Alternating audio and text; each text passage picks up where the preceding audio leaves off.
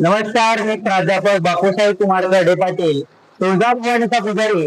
आज आपल्याला गोमुख तीर्थाबद्दल या ठिकाणी माहिती देणार आहे. नमस्कार. आपण आज या गोमुख तीर्थाबद्दलची माहिती आपण आज पाहणार आहोत.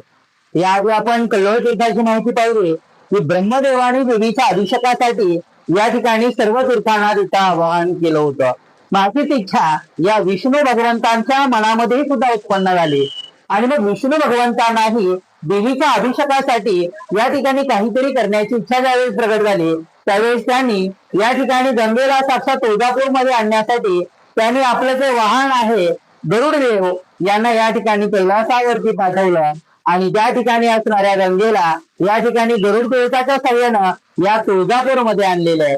आणि या ठिकाणी ही जी गंगा आहे, या गंगेला आपण गरुड गंगा असं देखील या ठिकाणी संबोधतो. आणि ही जी गंगा आहे याचा जर आपण इतिहास पाहिला तर असं म्हणतात की राजा भगीरथ आपल्या पूर्वजांची सर्व पाप या ठिकाणी नष्ट करण्यासाठी त्याने गंगेला साक्षात या ठिकाणी पृथ्वीवर आणण्यासाठी खूप असं तप केलं. मात्र ह्या गंगेला या ठिकाणी धारण करण्याची क्षमता कोणामध्येही नव्हती. अशा वेळेस साक्षात शिवानी, साक्षात या विश्वाचा भगवंत शिवानी या ठिकाणी ही गंगा स्वतःच्या जटामध्ये धारण केली. आणि अशी ही गंगा आपण पाहतो की गोमुख जसं या ठिकाणी आहे तसंच त्या कैलासावर देखील आहे. आणि त्या कैलासावरती ही गंगा साक्षात आकाशातून या ठिकाणी अवतरते. त्याच पद्धतीनं हीच गंगा या ठिकाणी तुळजापूरमध्ये या विष्णू भगवंतांनी या ठिकाणी आणलेली आहे.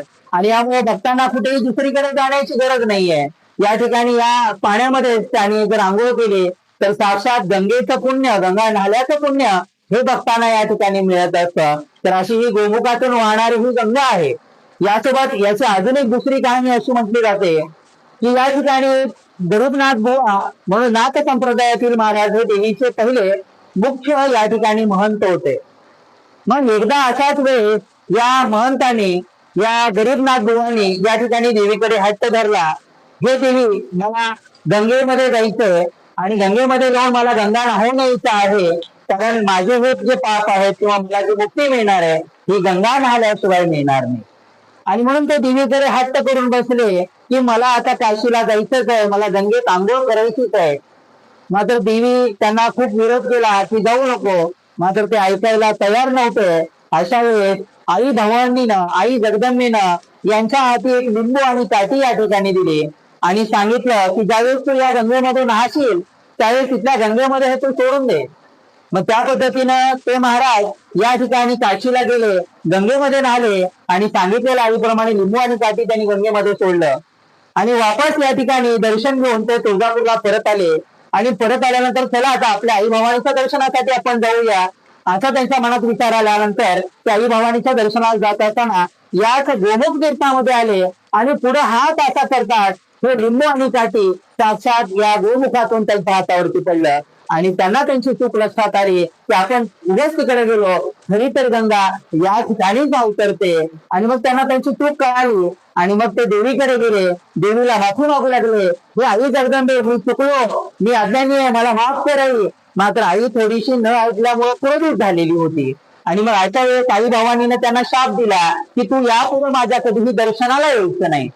मग अशा वेळेस महाराज हे महंत आई भवानीला माफी मागू लागले, आई जगदंबे तू मला माफ कर. मग अशा वेळेस महिषासुराला माफ करणारी आई ही लेकरांना का माफ करणार नाही. आणि म्हणून त्या आईनं त्यांना माफ केलं आणि सांगितलं फक्त वर्षातून फक्त एकच दिवस तू माझ्या दर्शनाला ये. आणि म्हणून आज सुद्धा आपण पाहतो की त्यांच्या गादीवर असणारे जे महाराज आहेत महंत नागनाथ बुवा आज सुद्धा त्या ठिकाणची प्रथा सुद्धा पाहतात. ते फक्त दिवाळीची जी अमावस्या असते त्याच अमावस्याला आईच्या दर्शनाला येतात आणि त्या दिवशी आई भवानीच्या दरबारामध्ये या ठिकाणी बेंडोळीचा भला मोठा असा उत्सव असतो, अशी या ठिकाणची महत्व आहे. शेवटी याचा अर्थ असा आहे की पिंडी तेच ब्रह्मांडी. आपण ब्रह्मांडात शोधत जातो पण ते खरं तर आपल्या पिंडातच आहे. म्हणून आपले डोळे नेहमी बाहेर पाहतात, कधीतरी या डोळ्यांनी आतमध्ये आपण पाहिलं पाहिजे, कारण आनंदाचे झरे हे बाहेर नसून ते अंतरंगात असतात. आणि यामुळे स्वरूप हेच विश्वरूप असतं आणि म्हणून या ठिकाणी पिंडीतेच ब्रह्मांडी आपल्यातच विश्व सामावलेला आहे, आपल्यातच शिव आणि शक्ती याचा वास आहे. असं प्रत्येकाने वागून निर्मळ मनाला आई भवानीची जगदंबेची सेवा या ठिकाणी केली पाहिजे. तर या गोमुखामध्ये सर्वांनी आल्यानंतर आपले हात आणि आपले पाय हे मात्र स्वच्छ धुवून घ्यायचे आहेत. ह्या पाण्यानं आपलं जे मुख आहे हे मुख चांगल्या प्रकारे या ठिकाणी धुवायचंय आणि सगळं झाल्यानंतर याच गोमुखातलं हे जे पाणी आहे हे आपल्या ओंजळीमध्ये घ्यायचंय आणि समोर असणाऱ्या या काशी विश्वेश्वराच्या पिंडीवरती या ठिकाणी हे पाणी अर्पण करायचं आणि याचं मनोभावे या ठिकाणी दर्शन घ्यायचं आहे. आता या ठिकाणी हे साक्षात शिव हे महादेव आणि या महादेवांना कुठलीही अपेक्षा या ठिकाणी नाहीये आणि असं म्हणतात की या महादेवाच्या पिंडीवरती जे कोणी पाणी आहे हे पाणी साक्षात गंगाच आहे आणि गंगा म्हणून हे पाणी या ठिकाणी या पिंडीवरती अर्पण केलं जातं आणि या ठिकाणी शिवाचं दर्शन घेतलं जातं. शिव याचा अर्थ साक्षात हे या ठिकाणी शक्तीचे या ठिकाणी स्वामी आहेत आणि आपल्या स्वामी शक्ती जे तुळजाभवानीचं मंदिर आहे शक्तीचं मंदिर त्या शक्तीचे स्वामी म्हणजे हे साक्षात महादेव आहेत. आणि असं देखील म्हटलं जातं की शिव हा जो शब्द आहे हा श इ व या 3 शब्दापासून म्हणलेला आहे.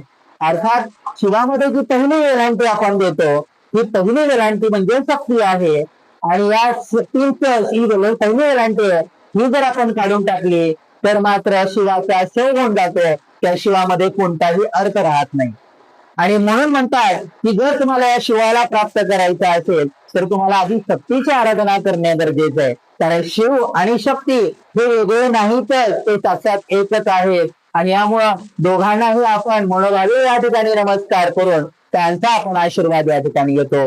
जय भवानी, जय शिवराय, जय शंभोनाथ.